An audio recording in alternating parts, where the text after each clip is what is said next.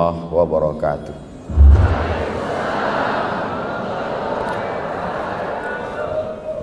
Apa kabar Bapak Ibu semua, sehat?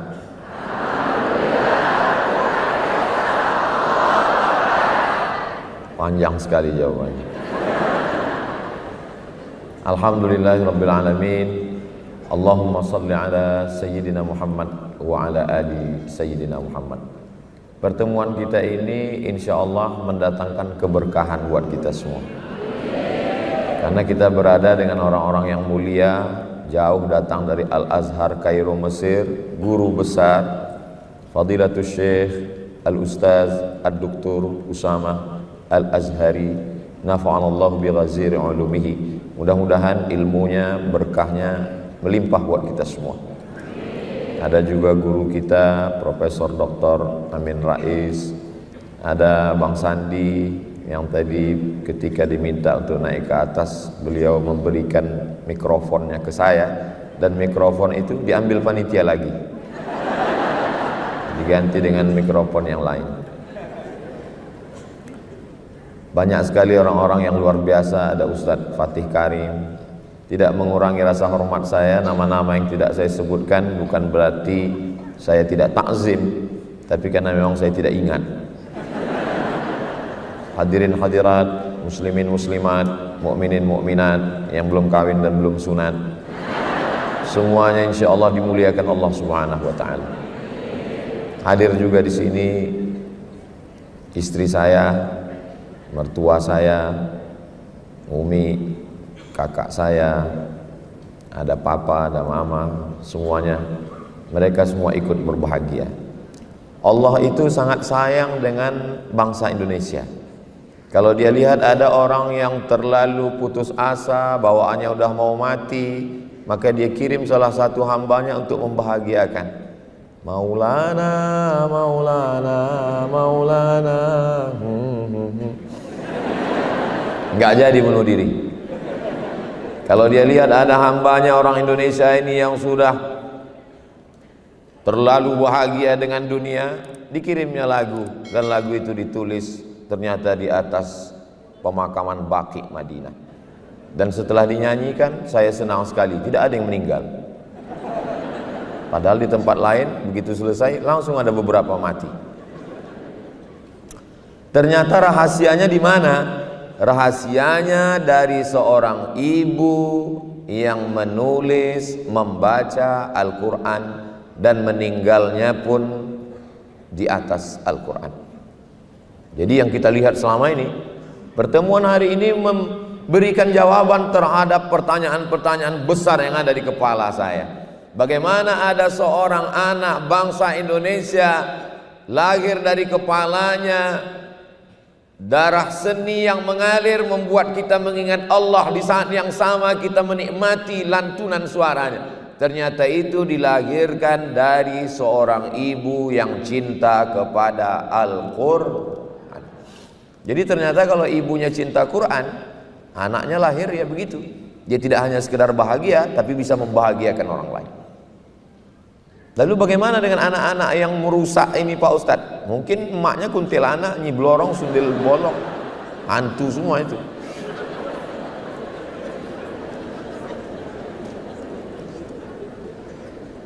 Putri Indonesia, artinya kalau putri Indonesia kan orang yang paling cantik si Indonesia. Masuk Islam, setelah masuk Islam apa yang terjadi? Suami meninggal dunia. Apa selanjutnya? Masuk penjara. Apa yang selanjutnya? Terhinakan. Apa selanjutnya? Merasa tidak berbakti kepada orang tua. Orang tua merasa, apa salahku sebagai orang tua sehingga kamu mempermalukan seperti ini?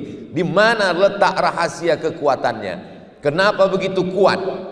Selama ini saya termasuk yang penasaran, apa yang membuat kuat? Hari ini saya mendapatkan jawabannya. Ternyata kekuatannya ada pada Al-Quran. Wa nunazzilu minal Quran. Kami turunkan Al-Quran ini ma huwa syifa. Al-Quran ini adalah syifa. Allah tidak mengatakan dawa. Dawa itu obat, tapi belum tentu menyembuhkan. Berapa banyak obat dari penyakit?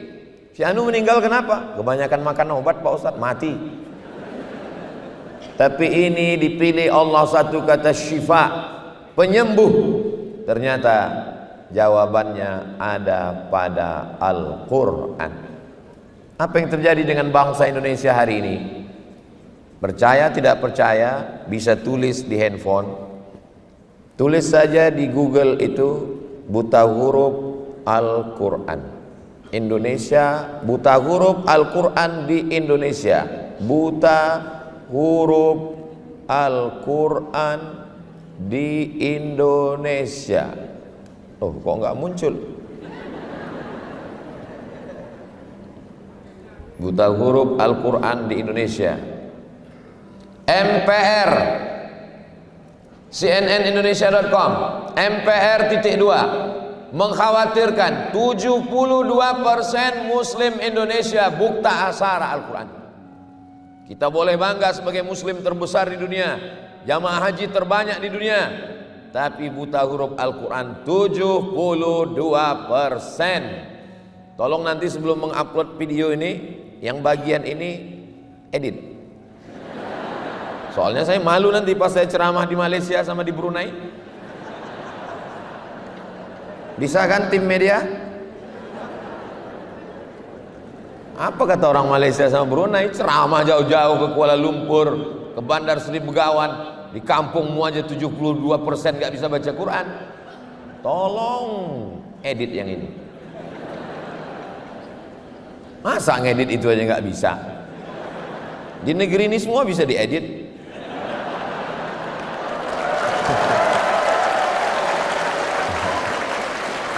Jadi kalau kita mau kembali kejayaan Indonesia, maka kembali kepada Al-Qur'an. Ada seorang anak bernama Bapak Irfan. Bapak Irfan melihat ayahnya duduk membaca Al-Quran. Sekali duduk berapa dia baca? 7 juz Al-Quran. Ketika itu dia bertanya, mengapa ayah duduk lama? Hatiku terlalu ingat pada almarhumah ibumu. Maka untuk menenangkan jiwaku, aku membaca Al-Quran. Duduk 7 juz, gundah gulananya, risaunya, kecewanya hilang. Yang menguatkan ada Al-Quran. Ayahnya itu bernama Haji Abdul Malik Karim Amrullah, Buya Hamka. Alhamdulillah Pak Ustadz, suami saya pun setiap saya dekati dia sedang pegang handphone, tapi Quran digital. Setiap saya dekat, Quran digital. Begitu saya menjauh, game online. Apa sebenarnya yang terjadi? Mata bisa dibuat istirahat. Bagaimana cara mengistirahatkan mata? Pejamkan mata, insya Allah mata istirahat. Telinga bisa dibuat istirahat. Bagaimana mengistirahatkan telinga? Cari sumbat telinga, insya Allah telinga istirahat. Kaki mau beristirahat. Bagaimana mengistirahatkan kaki? Jangan jalan, duduk di rumah, baring-baring, insya Allah istirahat. Tapi ada yang tidak bisa diistirahatkan. Apa dia? Fikiran. Fikiran tidak pernah istirahat. Dia terus berpikir.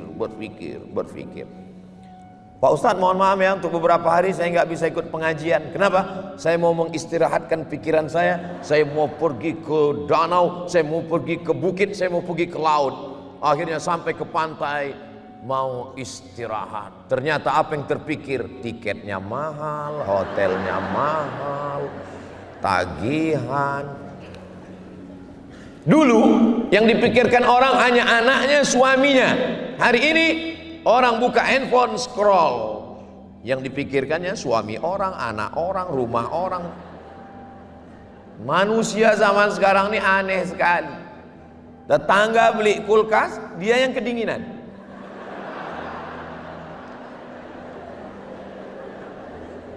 Teman yang renovasi rumah, dia yang masuk ICU. Maka pikiran inilah yang paling mengganggu manusia. Betul tidak Bapak Ibu? Banyak sekali yang mengaku. Jadi sebenarnya bagaimana cara mengistirahatkan pikiran? Alhamdulillah Pak Ustadz, saya sudah berhasil mengistirahatkan pikiran saya. Dengan apa? Saya pergi kemarin ketemu psikolog, psikiater. Akhirnya dia kasih saya obat. Tenang. Alhamdulillah masalah saya hilang Pak Ustaz. Kok bisa hilang masalahnya? Dia kasih tahu, ini dimakan pagi, ini dimakan siang, ini dimakan malam, ini makan sebelum makan, ini makan setelah makan, ini makan setengah, ini makan seperempat. Bertambah beban saya Pak Ustaz. Akhirnya pergi ke rumah-rumah spiritual, yang katanya kalau kita pergi ke rumah spiritual ini kita akan tenang. Begitu masuk ke dalam, mendengar suara gemericik air terjun. Lalu kemudian terdengar suara kicau burung, lalu menghirup suara aroma terapi dari asap-asap. Lalu kemudian pejamkan mata, tarik nafas, tarik, tahan, disuruh mengamati nafas, juga tidak menyelesaikan masalah. Jadi satu-satunya cara adalah kembali kepada Al-Quran. Ambil wudhu, setelah itu sholat sunat 2 rakaat, setelah itu buka Al-Quran. A'udzubillahi minasyaitonir rajim. Bismillahirrahmanirrahim. Yasin wal Qur'anil hakim. Innaka laminal mursalin ala siratim mustaqim. Suaminya nanya, ngapain kamu baca Yasin terus? Persiapan untuk kamu, Pak.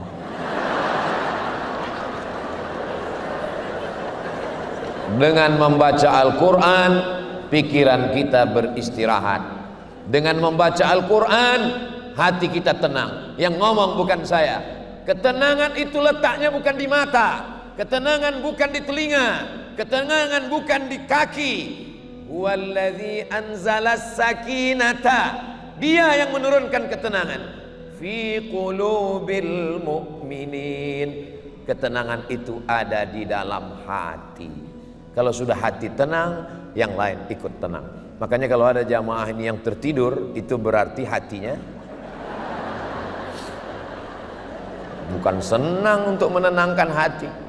Ini sedang berkecamuk, kacau. Semua orang di Indonesia ini sekarang sedang kacau balau, berkecamuk, bingung memikirkan bagaimana nanti yang terjadi, bagaimana tentang koalisi, bagaimana kalau udah nggak menjabat lagi, macam-macam. Bagaimana menenangkannya?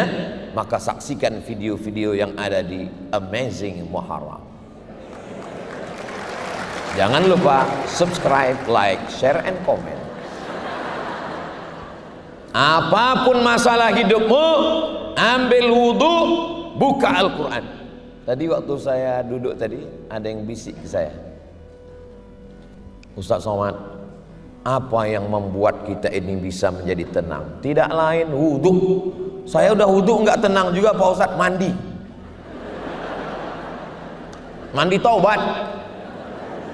Saya udah mandi nggak tenang juga Pak Ustadz, masuk ke dalam laut. Insya Allah bukan cuman masalahmu hilang, kau hilang sekalian. Maka tenangkan diri kita. Masalah ini besar, Allah Maha Besar. Angkat kedua tangan, Allahu Akbar, Allahu Akbar kabira. Kau yang dipuji-puji Abdul Samad, yang layak dipuji hanya Allah. Walhamdulillahi katsira. Engkau suci Abdul Samad, aku penuh dengan dosa, yang suci hanya Allah. Wa subhanallahi bukratan wa asila. Aku tidak menghadap kepada siapapun, aku hanya menghadap wajjahtu wajhiya lilladzi fataras samawati wal arda hanifan musliman wa ma ana minal musyrikin. Tapi jangan mentang-mentang udah dengar tausiah ini sholat zuhurnya nanti begitu. Inna sholati. Kata imam apa ini? Maksudnya itu cukup, itu sekedar saya nyampaikan. Nanti pas sholat tetap tenang di dalam hati. Serahkan semuanya kepada Allah. Duduk, baca Al-Quran. Yang selama ini memuliakan Al-Quran, beli Quran termahal, sampulnya dari emas, disampul lagi dengan kain sutra, dimasukkan ke dalam kotak kayu jati, dipaku 4 sudut, gak pernah dibuka sampai mati. Aku nikahkan engkau dengan anakku dengan mahar seperangkat alat sholat dan kitab suci Al-Quran, gak pernah dibuka sampai mati, tunai. Apa ini? Kenapa ulama dulu mengajarkan nikah maharnya Al-Quran? Supaya Al-Quran dibaca. Yang paling afdol, paling bagus mengajarkan anak Al-Quran. Kamu berani meminang anak saya? Iya. Saya tidak minta emas, saya tidak minta perak, saya tidak minta mobil mewah, saya tidak minta rumah yang besar. Saya hanya ingin kau ajarkan anak saya Al-Quran. Siapa namamu? Nama saya Imran, Pak. Ajarkan surat Ali Imran. Panjang sekali, Pak. Kalau mau nikah, memang nama saya di KTP Imran, Pak, tapi sehari-hari dipanggil kawan kulhu. Ayo kulhu Allah aja. Indah itu. Ini untuk mengajarkan kalian. Yang senyum yang belum nikah aja. Yang udah nikah apa boleh buat. Jadi yang paling bagus itu adalah ketika Nabi sedang menyampaikan tausiah, berdiri seorang perempuan. Apa kata dia? Inni wahabtu laka nafsi. Aku berikan diriku kepadamu. Kalau bahasa kampung kami, I give myself for you. Lalu kemudian apa kata Nabi? Nabi terus tausiah. Tiba-tiba berdiri seorang laki-laki. Karena Nabi nggak ada respon, berdiri seorang laki-laki. Ya Rasulullah, kalau engkau nggak mau, ya untuk aku aja ya Rasulullah. Kata Nabi, kamu mau? Iya. Iltamis walau khataman min hadidin. Carilah walaupun cincin yang terbuat dari besi. Dia pulang ke rumah cari cincin besi, nggak ada. Maka bapak-bapak kemana-mana tolong bawa cincin besi. Mana tahu nanti keadaan terjepit. Lalu kemudian setelah itu nggak ada ya Rasulullah. Kata Nabi, pulang cari lagi. Dia cari ke rumah, dia cari. Ada satu kain untuk mahar ya Rasulullah. Berapa kainnya? 1. Jadi mahar nikah. Iya. Kalau kamu nikah maharnya 1 kain ini dipakai istrimu, lalu kau pakai apa? Dia terdiam, dia malu. Akhirnya dia pulang. Ketika dia akan pulang, Nabi memanggil dia. Ta'al, come here. Lalu kemudian setelah dia datang, apa kata Nabi? Hal ma'aka minal Qur'an? Apakah kamu ada hafal Quran? Ternyata dia pun tidak hafal Quran semua. Suratu kada wa suratu kada wa suratu kada. Saya hafal surat ini. Nabi nikahkan dia. Zawwajtukaha bima ma'aka minal Qur'an. Ku nikahkan engkau dengan mahar mengajarkan Al-Quran. Ini sebenarnya tadi kan Mbak Angelina Sondah kan menyebut tadi siapa yang kaya. Ini untuk menurunkan harga mahar tadi. Jadi kalian siap-siaplah hafal surat-surat pendek. Betapa indahnya ketika anak kita diajarkan Al-Quran sebagai imam yang mampu mengajarkan Al-Quran. Bapak sebagai kepala rumah tangga, panggil anakmu baca Al-Quran. Sudah berapa juz? Alhamdulillah Pak, sudah 5. Masya Allah, anak papa 5 juz? Enggak, Iqra 5. Oke, yang penting bisa ngaji. Dah. Istri, baca Quran. Enggak usah lama-lama, dari maghrib ke isya 45 menit. Handphone mati, TV mati, laptop mati, komputer mati, semua mati. Alhamdulillah Pak Ustadz, di rumah saya memang begitu tiap malam. Kenapa? Ngaji Quran? Enggak, pemadaman bergilir. Mati semua. Anak baca Quran, istri baca Quran. Tapi saya belum bisa baca Quran Pak Ustadz. Saya ajari caranya. Kira-kira waktu udah mau habis, bilang, udah tutup semua. Papa nggak baca, waktu nggak cukup. Gitu caranya. Siapa di antara kita ini yang ramai, ini yang paling mulia, bukan yang paling kaya, karena harta akan tinggal. Bukan yang paling tinggi jabatannya, karena jabatan tidak lama. Yang kekal abadi hanyalah man ta'allamal Qur'ana wa 'allamahu, yang mengajarkan Al-Qur'an, yang belajar Al-Qur'an dan mengajarkan Al-Qur'an. Mudah-mudahan dengan program Amazing Muharram ini, maka terlaksanalah program Ustadz Fatih Karim mengqurankan Indonesia, hilanglah buta huruf Al-Qur'an insyaallah. Beliau bisa mengumpulkan orang yang hebat-hebat ini, luar biasa.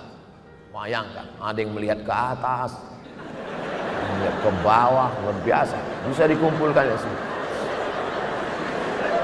Maka tidak salah kalau Konstantinopel ditaklukkan oleh Muhammad Al-Fatih, maka insya Allah buta huruf Al-Quran Indonesia ditaklukkan oleh Ustadz Fatih Karim.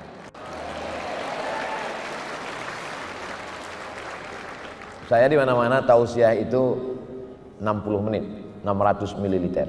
Tapi di sini sudah merah habis waktu. Akhirnya saya tutup dengan pantun penutup, menangkap puyuh di Bukit Selasih. Thank you dan terima kasih.